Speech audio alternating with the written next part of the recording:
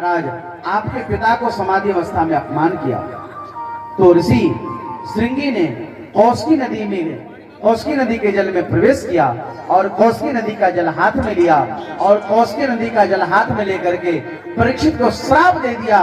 हे राजा परीक्षित, अरे राजा परीक्षित, अरे तुम्हारे बाप ने, तुम्हारे दादों ने, तुम्हारे परदादाओं ने हम ब्राह्मणों को, हम संतों का सम्मान किया और तुमने आज हमारे पिता को समाधि अवस्था में अपमान किया। तुम सर्प लपेट करके गए। आज मैं श्राप देता हूं कि आज के 7वें दिन तुझे तक्षक डस लेगा और तक्षक के डसने से तुम्हारी मौत हो जाएगी। यह हमारा श्राप है। प्रेम से बोलो भक्तवत्सल भगवान की जय।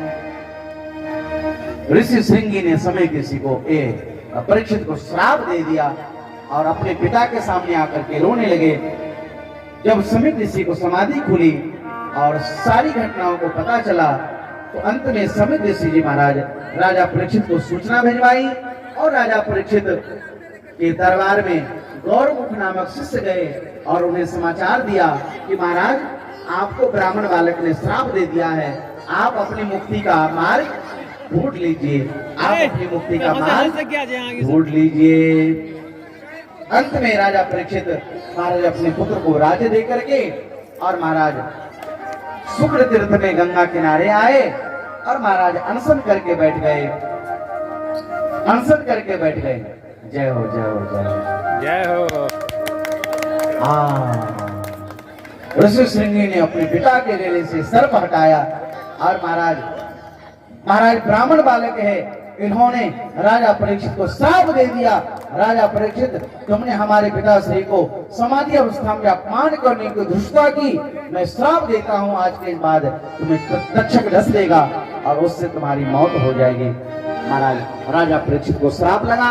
राजा परीक्षित ने अपने पुत्र जन्मेजय को राज्य दे करके गंगा किनारे आते हैं और गंगा किनारे आकर के अनशन करके बैठ जाते हैं और राजा परीक्षित के सामने सुखदेव भगवान का आगमन होता है। प्रेम से बोलो सुखदेव भगवान की तत्रा भवद भगवान व्यास पुत्रो यदृच्छया गामटमानोऽनपेक्ष अलक्षलिंगो निजलावतुष्टो कृतश्च बालैरवधूत वेशः।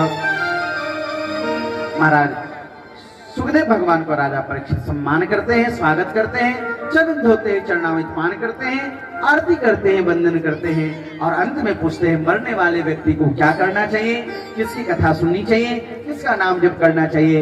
और जिस प्रकार से सुखदेव भगवान राजा परीक्षित को कथा सुनाते हैं, ये सब प्रसंग, ये सब बातें हम आप सबको कल बताएंगे। कल बहुत सुंदर सुंदर प्रसंग है।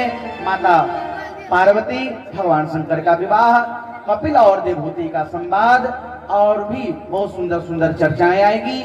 आप सब अधिक से अधिक संख्या में आइएगा और शंकर पार्वती का सुंदर विवाह प्रसंग देख करके आनंद लीजिएगा, पुण्य के भागी बनिएगा। प्रेम से बोलिए भक्तवत्सल भगवान की, राजा रामचंद्र भगवान की, हनुमान जी महाराज की जय। जय श्री सीता, जय जय श्री राधे।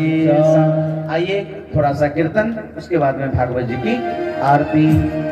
हरे राम राम राम सीता राम राम राम, हरे राम राम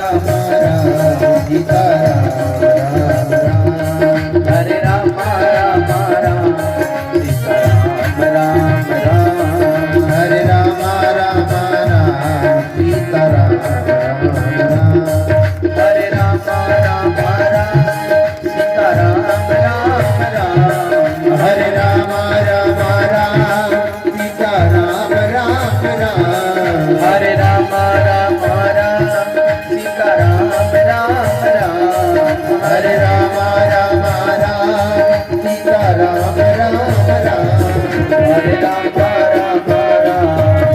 राम राम, हरे राम राम राम हरे राम राम राम सीता राम राम राम, हरे राम राम राम सीता राम राम राम, हरे राम राम राम सीता राम राम राम, सीता राम राम राम राजा राम राम राम।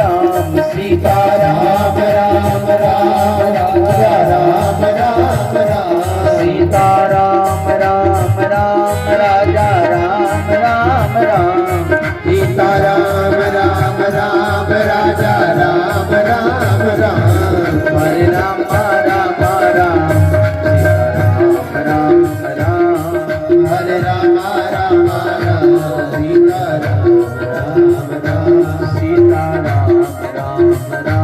सीता राम राम राम सीता राम राम सीता राम आइए आज की कथा यहीं पर विराम ले रही है। हमारे आदरणीय श्री सीताराम महतो जी आप आरती के लिए आ जाएं। आदरणीय श्री दिनेश जी आप आ जाएं आरती के लिए, भागवत जी की आरती करें। और सभी माता बहनें यहाँ पर जितने भी श्रोता महानुभाव है सभी लोग आरती में खड़े हो जाएं और हमारे जजमान परिवार सब मिलकर के भागवत जी की आरती करेंगे और सभी लोग शांति से खड़े रहेंगे।